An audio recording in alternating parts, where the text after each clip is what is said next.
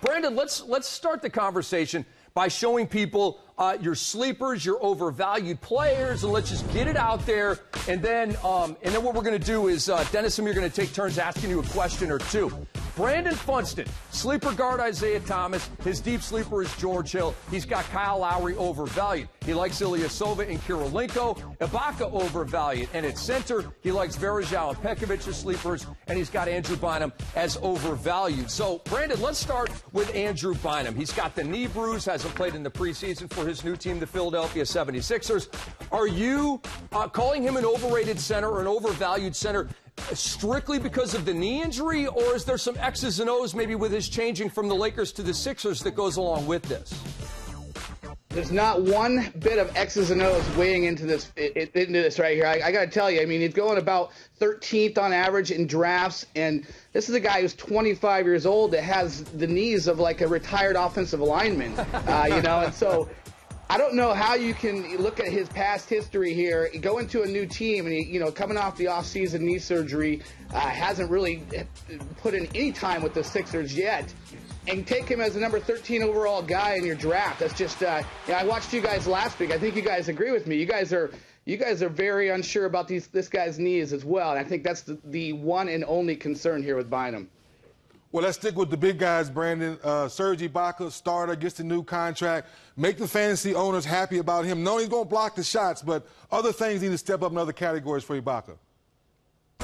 Yeah, there's a lot of negatives in the category-wise for a guy that you're going to have to take probably inside the top 25. To me, nice field goal percentage, but not a big offensive guy, so that field goal percentage doesn't factor in too heavily. What he's all about is blocks. And if I'm going to use a second-round pick on a guy, I want a little bit more than that. Maybe I'll wait and take an Anthony Davis, somebody else who can bring it in the blocks, but you don't have to spend, quite such a high pick for him.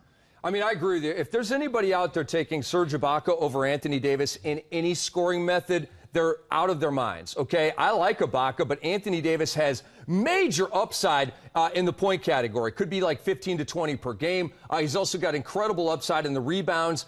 He will rebound more than Serge, might not block more than Serge, but I totally agree with you. If people are drafting Ibaka over Anthony Davis, they haven't been watching this show. They have not been reading online, and frankly, they don't know what's up. It's happening.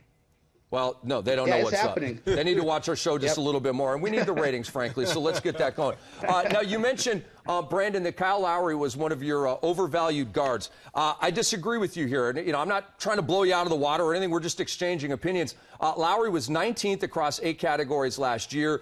I think that value can only go up because last year in Houston they had other guards. He wasn't getting full run. I don't think Calderon's long for Toronto. I know they have Lucas III, who's a nice player, but to me, they don't make that deal to not make Kyle Lowry or to not make the Raptors Kyle Lowry's team. So I think Lowry's going to go up from 19 and be even better than last year. You don't see it that way. Why? Well, so one of the axioms in fantasy is never pay for a guy coming off a career year, and that's what he had. A couple things I don't like about him, I consider blemishes for Lowry. And I knew this would be an unpopular choice because the guy's a bulldog, he's tenacious, brings it on the defensive end, but offensively, career-wise, he's right around 40%. I think point guard is a very deep position. And I play in 9-category leagues, Rick, where you have to factor in turnovers. Last year, averaged almost 3 turnovers per game. And he also shot 86% from the line last year, which was a nice number, but almost 10% higher than his career average. So can you book that? I don't think you can. And for me, a guy going in round 3 in a lot of drafts that I'm seeing, as I said, point guard's very deep. I'd rather wait a little bit instead, as I said, buying a guy coming off a career year. Well, Brandon, I think I may buy a guy off a career year, very similar to this next guy we're going to talk about.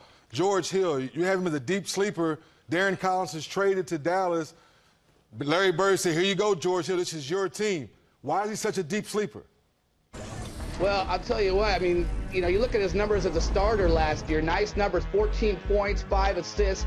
The crazy number I saw, and again, I play in turnover leagues, he averaged less than 1 turnover per game as a starter last year. You got DJ Augustin backing him up. That's not competition anymore. I think they're going to turn the keys over to this guy. Very efficient player. And you look at where he's going in drafts, often outside the top 100. From what I've seen in drafts, he's that last point guard that's sitting there you can grab later in your draft and feel really good about. After that, there's a lot of warts on the guys that you get after him.